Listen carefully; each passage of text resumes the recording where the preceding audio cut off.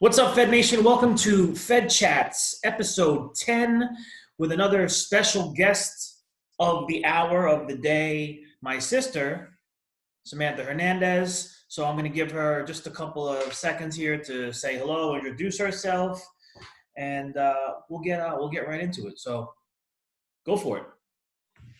Hi guys, my name is Samantha. As Rich just said, I'm his sister. I am one of the co-owners at Malachy with him, and I'm a working mom. I have a little boy, and I am expecting my second baby any day now, and I am going through a pandemic with everyone. Yeah, so here we are, April 21st, 2020. Never thought we'd be in this situation personally as a company. How long have you been quarantined for? So I think I've lost track, but it's about 36 days I've been in my house. I've only left to go to doctor's appointments and straight back home. My last day out is March 15th, was the last time I've been anywhere to a store or to do anything. Yeah, because obviously you're carrying a human being, and we wanted to make sure you're safe, right? So you have been in no contact with anyone other than your husband, really, for the most part, your son, and our mother, and that's it. And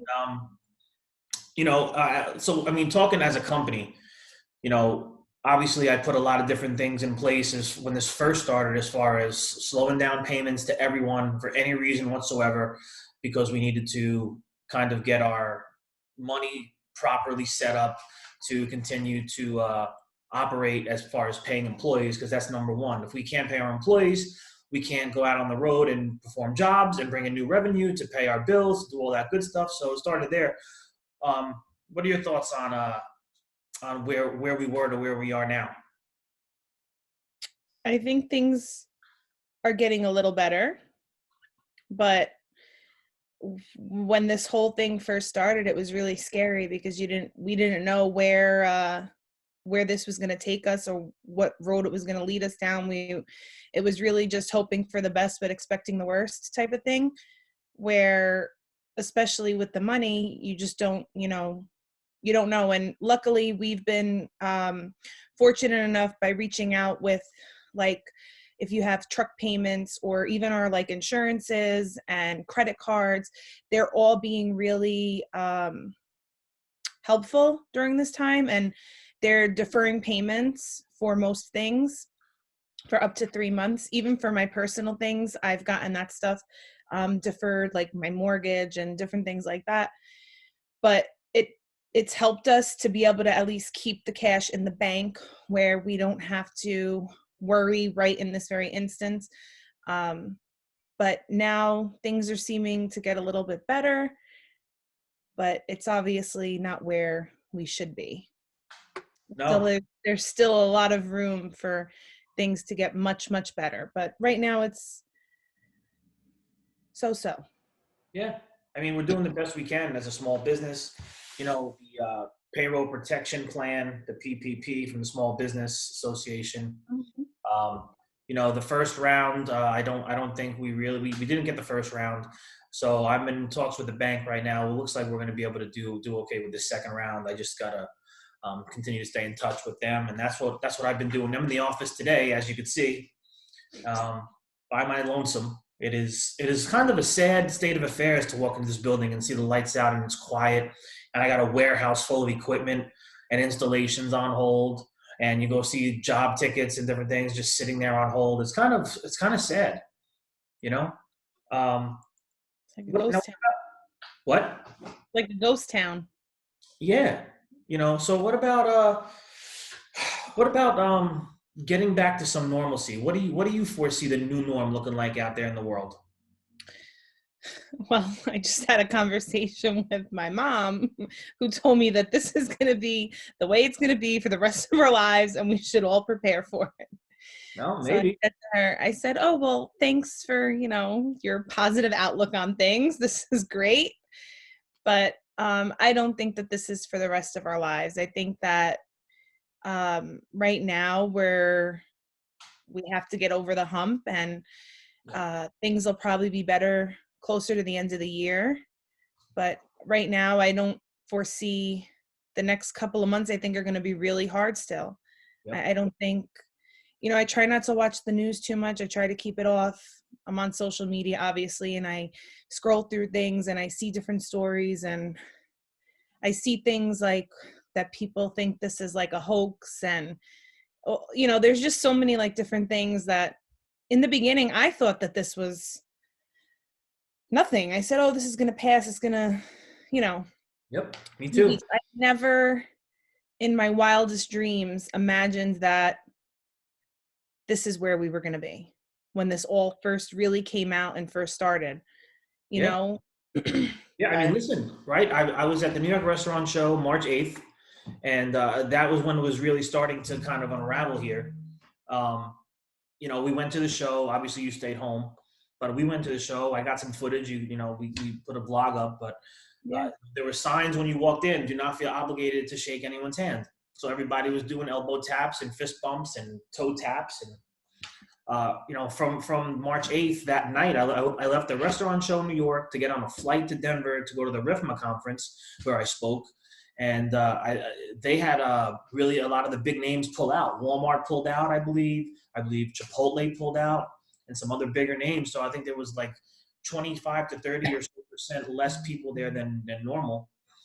And the same thing, everyone's walking around with antibacterial, making sure that we're doing the proper precautions. That was just kind of early in this, because now we fast forward 4, 5, 6 weeks, and look where we've come. But you um, can't go out without a mask. no, I mean, everywhere I go now there's masks and gloves on, no matter what, especially here in New Jersey, which we continually try to tell everyone. The rest of the country might be operating a little different. Our market is, the numbers are still soaring, Yeah, and there's new cases every day, and we can't even walk into a supermarket or a store or anything without a mask on. They won't let you in. It's I I just came back. I had to get tested for the virus. So, but on the way back from doing that, we stopped at Target, and they have a big sign that New Jersey regulations, you are not permitted in the store. I didn't go in the store. I just sat in the parking lot. Uh, but you're not permitted without a mask. Yeah, it's governor mandated, and that's the way it is here in Jersey. And we still can't get into a lot of facilities. That's why Malachy Parts and Service is kind of parked on the curb, at the curb right now. Yeah, Obviously, we're still running on 911s with a few guys, but it's only really 911 service stuff that needs to be taken care of for the key accounts that we have, like some of the right. supermarkets and C stores. And our guys are going in with masks and gloves and antibacterial. And that's actually some of the things that I've been doing here yesterday and today. I'm sourcing masks and antibacterial stuff, and all these different things. I'm actually sourcing a lot of stuff, which I haven't talked to you about, but um, Hmm. looking for those things, because the new norm is going to be just that. It's not going to go away. If we go back July, it's not going to just go right back to, you know, putting our arms around each other and high No, fiving each other and shaking hands. And it's people are not still gonna going to be scared. Yeah. So we have to prepare for the new norm, the way we interact with customers. If you're Yeah. doing stuff on your phones, are you gonna or your tablets, are you gonna hand it over to the customer and say, "Here you go"? Probably not. You're gonna say, "Here, just do this," and you know, I'll do whatever it might be. We have to figure out new ways to interact, especially in the beginning. Yeah. So, what was that? I have my it's not a symptom. I'm COVID free, Oh, I all promise. right. Quarantine to the bedroom for the rest of this Fed chat. So, Chris, let's talk about your husband, Chris. He's a technician at Malachy. I know I'm not going to make you speak for him, but kind of speak for him. What's his thought process? Being in the house with him, and as a technician, what's his thought on the job? Um, he took this very serious early on, whereas I didn't. He Yeah, was very concerned. He was wearing a mask and gloves on the job before I think any of this even was like transpired that you were going to put them on the vans and stuff. Um, he was calling me like because throughout the day we would like FaceTime each other, and when I would talk to him, he's masked up. And this, like I said, it was early on, well before any of this started. He he's nervous with it, specifically just because of me being pregnant. And um, Chris is the guy that can't sit still, so he don't really like to be home. He kind of gets me a little worked up because he don't sit still. Like he's doing so much around the house. It's like kind of want to send him off to work because he wants to keep doing things. And I think for him, he would rather be working, but because of our situation with me being pregnant, he doesn't want to be exposed to anything, and he's fearful of bringing something home. And even before he was home all the time with me, it was a fear of mine too, that I was already home for a week or two, and he was coming home, and I don't know, he was going into these places, but we don't know what he was being exposed to. So it was scary for that. But I think for him, he'd rather be out going on jobs. I mean, well, now that the baby was supposed to be here yesterday, but that changed. So he'll be here next week, but now he'll want to be home because the baby will be here. Right. And the baby's name is going to be COVID, Cullen, Pandemic, Hernandez, correct? No. Oh, what's the I'm baby's not name? naming him COVID. Oh, No way. what's the baby's name going to be? I can't tell you. Oh, we're not releasing it. No. Oh, okay. I didn't know that. That's okay. All right. Well, anyway. Well, we're going to release it on Instagram and social media next Monday. So that's when you know what the name is, but Right. nobody else does. Right. So So okay. Well, so we won't. I didn't know this was top secret, but so we'll move on. Anyway, forget that. So I was on a virtual happy hour with Roger Smeltzer, Josh Zolan, and a couple of guys on Friday night. I don't know if you know that. no.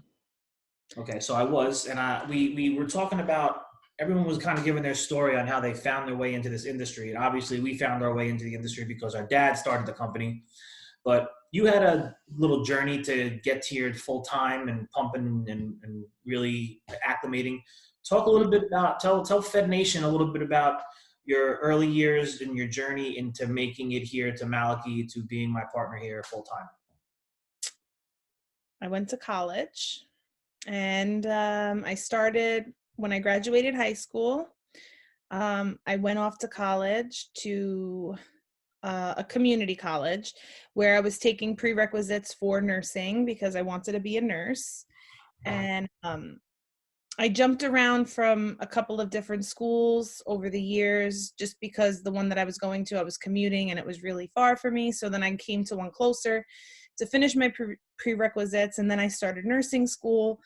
But once I got into nursing school, it didn't really seem like it was what I really wanted, and my heart wasn't in it. So I got out of nursing school, and at the time while I was in nursing school, I was working in a restaurant. I was waitressing, and then I was also managing the restaurant.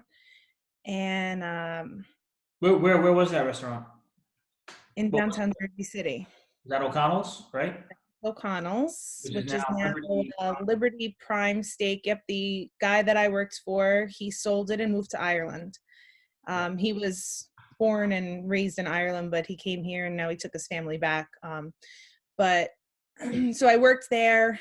Even before that, throughout my college years, I worked in Newark Airport as a bartender there. I also was living in Tampa Right. when we were gonna open up a branch down there. So I went with Steve Fabretti. So Steve Fabretti, who many of you may know. And I don't mean to cut you off, but just to give some context, Steve Fabretti started his career, I believe, at Malachy Parts Service. Steve, if you find this or watching this, or I could be wrong, but I'm pretty sure you pretty much started here, and you just got so good at the Garland clamshells, and you ended up taking a job with Garland, and different things emerged, and you ended up finding your way back here. And my father at the time was still here running things and had his finger on the pulse of everything, so really had no say. I had no say really in what we were doing, but he wanted to open up a Florida branch, and Steve was going to head that up, and my sister ended up moving down there, and we had a technician go down there, and a lot of things transpired, yada, yada, yada. Seinfeld reference, right? Got the soup Nazi there. But yada, yada, yada. It didn't work out for various reasons. If you want to know, reach out to me on the side. I'll tell you why. But she was living in Tampa. But go ahead. So I was down there living in Tampa, and then that didn't work out. So then I said, oh well, what am I going to go back to New Jersey for? So I tried to stick it out down in Florida for a little bit, but things got hard because it's very difficult to find work in Florida. The cost of living is so inexpensive, but the jobs and like the market and what there is available to do, and it wasn't the right thing. So this was almost 10 years ago as well. Oh boy, we have a special He wants guest. his mommy, he says. We're live. Who is that? Jane, just my mother and my nephew. We're live, guys. Come here. He just woke up from a nap. I heard him. All right. Well, this is what happens when you do live stuff and you can't go back. Look at Uncle Richie. Fed Nation's gonna see you, Jane. Every one of them. All right, I'm here. Well, I just call my mom Jane just so everyone has a name to refer to. Did you just wake up? You okay? That's Carson. That's my nephew. What's up, buddy? Say What do you hi. think about this pandemic? He's still sleeping, I think. Hey. Daddy's here. Okay. Oh, Daddy's here. Who am I? Who is down there? Uncle Richie, I got lipstick on me. He got lipstick on. He got lipstick on him. Oh no, I hate that too. All right, well we're having a little chat, dude. Okay, you go. Go with Daddy, okay? We'll see Daddy. We'll be back later. Oh, sorry. That's okay. Come on, let's see where Daddy is. So, what was I saying? We were in Tampa and we. Oh, yeah, and then I decided that it wasn't really for me, and then young Richard over there decided he'd take a flight down to Tampa with me, and we'd rent a U-Haul truck. Yep. and we would drive back with all my furniture and everything from my apartment, and we would drive to New Jersey and probably stop and eat Arby's on the way. Haven't had Arby's since, by the way. Me either, but we did stop for Arby's. I remember that. It was damn good. From what it was damn good. But I will tell you, when I flew down there, I got the U-Haul and we got it all set up. The next morning, we were ready to pack everything. And as we're doing everything, we're about 8 minutes into it. And what happened? My back went out, and I couldn't lift anything. I was dragging furniture down the pavement up a truck by himself in 100-degree weather. This guy. What are brothers for? So it was an experience, and we ended up having Arby's along the way. We took a few-hour nap at a Motel 6. Yes, right? we did. And we had Waffle House for the first time. We did have Waffle House. I was just gonna say that. Damn good. And then we went home. So it took us. It was crazy, wild, but definitely a memory that I'll never forget because that was pretty funny. It was a good little road trip, and and then you fast forward. Here we are. It's 2020, but back in 2017, Malachy Parts and Service.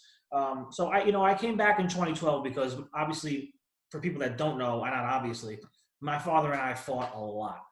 We didn't see eye to eye on a lot of things, and I was probably fired and/or quit a dozen times.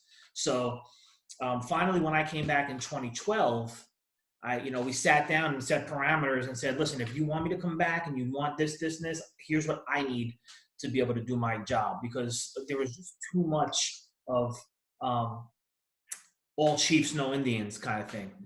Mm-hmm. I needed to be the front row, the front line, and be able to manage and lead, not to not to be undermined and not to overstep my bounds as with him as the owner and the boss. But if you want me to lead the team, I had to do it. So we set those parameters anyway, and I had asked her to come back into the fold. I said, and it wasn't exactly 2012. I think probably a year later, because I had to get my feet where I had to get set first. Yeah. I think 2013 is when I called out to you. Right? Yeah, O'Connell's. Yeah, Came in to visit me. 2013, I called out to you and I said, "Listen, you got to come back. We gotta do this together. I need someone here I can trust. I need someone that can help with the day-to-day stuff." So that's what happened, and I sat in that service manager seat for a good 8 years, and you learn a lot in that service seat. It's pressure. I always say, it's the hot seat, and there's stress. It's brutal. It could take your mental and turn you into something that you're not if you're not careful and breathe. And the number one thing I will say as a service manager, you got to be able to delegate, and you got to be able to ask for help, and you got to be able to trust. But we fast forwarded to 2017, where we had some different family issues and different things arise, and we ended up being able to put together a succession plan that Samantha and I are now the owners of the company, right? Correct. That's So it. your current roles, talk a little bit about what you got going on in your current roles. And there's no role or no task too small. So mention them all, because they all matter, because they all accumulate into what you. I do a little bit of everything. I help wherever I can. That's Right. that's my job, is to make sure that everybody in the office, when I'm up there and working with everyone, I always tell them whatever I can do to help. I do billing. I email invoices to customers. I will call customers for money. I will take a service call. I will call to dispatch a technician. I do literally a little bit of absolutely everything to help. But my main role is handling accounts payable and dealing with all our vendors and making sure they're paid on time and stuff like that. I handle all the monies to make sure that we're okay. And Working close with the accountant, yes, with our company accountant, Joe. But overall, whatever the company needs from me, whatever I can do to help, I'm there. Yeah. I'll never question it. I'll never say I'm not doing it, because that's what it's all about. I have to be there to help wherever I can and to do whatever I can to keep the company moving forward. Yeah. And helping as much as I can is important. So, Yeah. and with you being out on the road a lot and traveling, you're in and out of the office. So again, it's my responsibility to make sure that if somebody needs me, I'm there to help whatever I can. And that's a big factor, for small businesses. I'm not going to speak for larger corporations. It's a little different structure, but I'd say for small businesses, we have about 20. I think we have 27 total employees, and when you're in a small business and you're an owner, you have to be able to jump into everything, and that's a very important point to point out.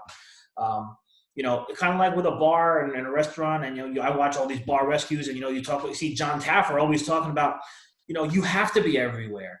If bartenders need help, you got to be able to jump back there and make some drinks with them. If you got food that's getting caught up in the kitchen, you got to help expedite. You got to run food. You got to be everywhere. The same thing with us. When calls are piling up, we got to jump on the phone. If we got billing backing up, we got to jump into the billing department. If warranty parts are not being sent back and it's holding up payments, we got to go jump into the warranty room and find that. There's constantly something going on that we need to jump into to help out, and that's the service business that we're in.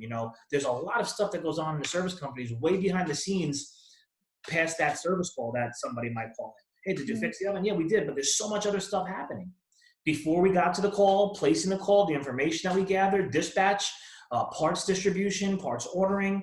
If it's warranty, holding the part, getting the part back from the technician. There's a lot of communication going on all the time. So, It's very true. Yeah. So, we're talking times of change right now. Lots of talk of change, lots of talk of re-strategizing, and I'm thinking outside the box. You see all these posts I'm doing talking about that. What the hell does that actually mean? Really, what that means is looking at new ways to service our customer. I've been talking about cleaning, deeper cleans, planned maintenance, and so on and so forth. Because in times of like in tragedies and all these things that we have, there's opportunities that are right in front of us that we have to pay attention to. But talking about tragedies, and I've been talking with everyone I've been talking to just about 9/11. So I always find it an interesting story. to see where people were and what their remembrance was of that, because we're going to look back on this a decade from now and remember where we were, what we were doing. You're going to say, what your story's going to be? I was having a baby, right? So where were you? What were you doing at 9/11? How old were you and all that stuff? I was a freshman at Holy Family Academy in Bayonne, New Jersey. I was in room 4, Sister Kathy Rooney's guidance class. Never forget it. I was sitting in the middle row in the back of the class, and they came over the loudspeaker and they told us what happened. And all I remember were a lot of the girls that were in my school, their parents worked in the World Trade Center. So all you hear are a lot of students running to them down the hallway to the front office because they want to call their parents and make sure that they're okay. Yeah. And then they sent us home. Yeah. And that's what I remember. But that's where I was, room number 4. Yeah. So that's, I mean, we all remember where we are in times of trouble and despair and tragedies and that nature. But are you staying positive though? I'm trying my best. Ups and downs? Yes, I have anxiety. I talk about this openly to everyone. I talk about it on my social media. I talk YouTube about it. channel. If you want to direct people to your YouTube channel, where can they find you on YouTube? What's the name of the channel? Mommy and Carson. So everyone go to YouTube, M-Y and search Carson. box, and type in Mommy and Carson. And I do videos on there. I talk about my anxiety. I've been talking about my anxiety through this whole thing. But I try to stay as positive as I can. It's just harder for me, and I know I'm not alone because I know there's a lot of other women who are pregnant right now and are going through the same things that I'm going through, but it hits everybody different and it settles with people differently. So, but for the most part, yeah, I have my good days and my bad days. Right. Right now, I'm mostly just nervous about going to the hospital. Yeah. And I'll tell you one thing that we're doing to keep positive is eating, right? I know I am. But I mean, I think me and you were both probably supporting our local restaurants because you're down in Toms River, which is South Jersey, Jersey Shore area. I'm up in North Jersey, Bayonne. We're right outside Manhattan. So we're both supporting local stuff. Where are some of let's talk fast food. So, because everybody knows fast food. What's some fast food you've been eating to support local restaurants? Hashtag takeout challenge. And what's some of your favorite items? We've been Wendy's. We've eaten McDonald's. Let's go one by one. What's Wendy's? What are we getting on the menu there? Maybe somebody wants to try something they haven't had it. What do you recommend? You gotta have the junior bacon cheeseburger. I mean, that's what I always get from Wendy's. And no spicy chicken nuggets? Sometimes. Well, they used to have the 4 for $4. So like I would get the nuggets, the junior bacon cheeseburger, the fry, and the soda, just because it was like I can have a little bit of everything. But that's always my go-to at Wendy's. What else? What else we got? McDonald's. What are we getting there? Well, the 2 cheeseburger meal was always my favorite. But when I got pregnant, I craved McDonald's chicken nuggets. So I've been eating those every once in a while. Not too often, but more often than usual. And I also had a Big Mac, which I haven't had one of those in a really long time. Yeah, but a couple of weeks ago. My usual go-to. My go-to these days is the quarter pounder with cheese. Honestly, it's the new fresh beef. It's delicious. Yeah. It really is. And the French fries are the best in the world. No? But the French fries are the best. I have to agree with that. Yeah. Where else? What else we got? Takeout. Where are we going? Well, if we're still talking fast food, I also had KFC. KFC? Did you have new fries? Yes. They're okay. I feel like they're copying off Popeye's fries a little bit. No, I don't think so. I think there's more of a Cajun thing going on in Popeyes. Cajun fries, I feel like. Yes, but they're still seasoned fries and they're skinny like Popeyes. The potato wedges were always kind of seasoned. They're just kind of got rid of the wedges and they got these. If you haven't had the KFC fries, ladies and gentlemen, try them and let me know. If you have had them, let me know in the comments what you think. But what else? Taco Bell, right? I've been eating a lot of Taco Bell. What's the big item we got to get from Taco Bell for Fed Nation so they know? God, I sound like a fast food junkie. We all. What is it that I get? Want me to help you? It's not a chalupa. It's the Gordita Crunch. Gordita Crunch. That's what you got to get. That Yep. is best. You can't get anything better than that. Trust me. And you got to get cheesy Fiesta potatoes, and you have to get their pink lemonade because it's the best. And then also they have the little cinnamon twist sticks. You have to have those. Okay. Those are There you best. go. So that's the hashtag takeout challenge wherever you are. I'm sure you're doing some ordering out of your own during the quarantine. So I mean, at this point of the game, you know, we've said a lot. We've chatted it up. I always like to let the guests say some last few encouraging words for Fed Nation that has stuck with us through all these chats. So, what's some last minute encouraging words before we jump off? Encouraging words before we jump off. Well, I think to the Fed Nation, I'm sorry, am I boring you? Oh, I'm looking at you. Oh, where's your screen? Oh, duh. So for the Fed Nation is to just stay safe, stay healthy, and stay home. If you don't have to go anywhere and you don't have to go out and do things or go to work, if you could work from home, it's a real good thing to do. You know, we didn't talk about this, but one of the girls that used to work for us, she was just released last week from the hospital. She had tested positive for the coronavirus. She was very sick. She was hospitalized for 2 weeks. So I think a lot of people don't realize the effect this has until it kind of hits home and you know somebody with it and you know someone that's going through it. So that's why my positivity is that everyone needs to stay home, stay safe. And if you can work from home, work from home. Obviously, we're not going anywhere. The industry's not going anywhere. And I think all together as one, we're going to come back stronger than ever. So, you know, we just have to try our best and stay positive and stay strong and support one another. And, you know, it doesn't hurt to send a message out to some people maybe you haven't heard from in a while and just say, hey, how you doing? How's everything? How's your family? Are you guys okay? You know, it's nice to be checked in on, and it's nice to check in on other people. So Well you put. just have to stay positive. Well put. It is important to reach out. I keep talking about staying connected. We're physical distancing. We're not social distancing. So that's the name of the game. Staying in touch with people during this time is imperative. Fed Nation, we have made it to the end of another Fed Chat, episode 10.